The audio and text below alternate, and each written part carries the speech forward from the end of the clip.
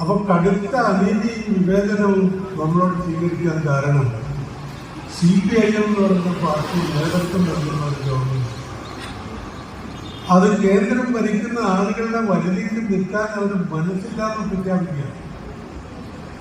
പൗരത്വ ഭേദഗതി നിയമം പ്രഖ്യാപിച്ചപ്പോൾ പറഞ്ഞു, ഇന്ത്യയിൽ ആരും നടപ്പിലാക്കിയാലും ശരി, കേരളത്തിൽ അത് നടപ്പിലാക്കാൻ മനസ്സില്ല.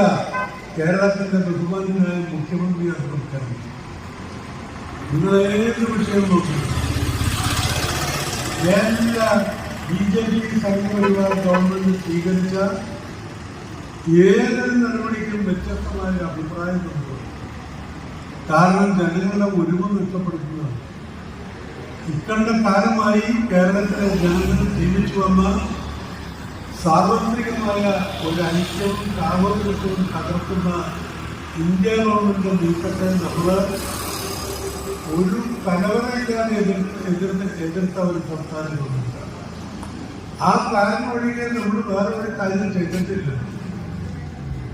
24 മണിക്കൂറെടുത്തില്ല ജമ്മു കാശ്മീരിൽ ഇല്ലാതെ.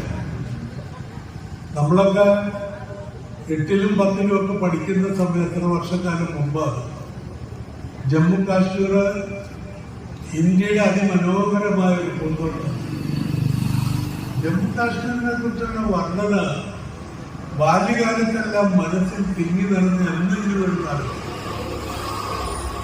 ഏതെങ്കിലും ഒരു കാലത്ത് തിരിച്ചറിവുണ്ടാകുമ്പോൾ ആരുടെയും സഹായത്തോടുകൂടി അത്യാവശ്യം പൈസകളുണ്ടാക്കിയൊരു കാശ്മീരിൽ പോകണം എന്ന് ഇന്ത്യയിലെ കേരളത്തിൽ മാത്രമല്ല ഇന്ത്യയിലെമ്പാടുമുള്ള ജനങ്ങൾക്ക് തോന്നാൻ കാരണം അദ്ദേഹം